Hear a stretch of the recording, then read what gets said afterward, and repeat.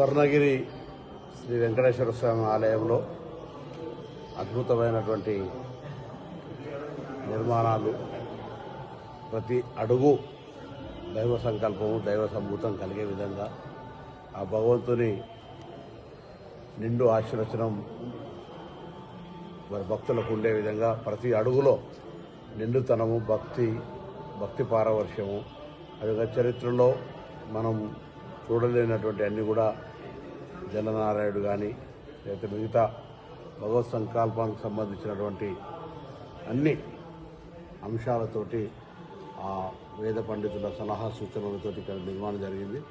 వారికి ప్రత్యేకించి అభినందనలు తెలియజేస్తున్నాను. యాదాద్రి తిరుమలగా స్వర్ణగిరి వెంకటేశ్వర స్వామి టెంపుల్లో ఇక్కడ మరి నేను మొదటిసారి వచ్చాను.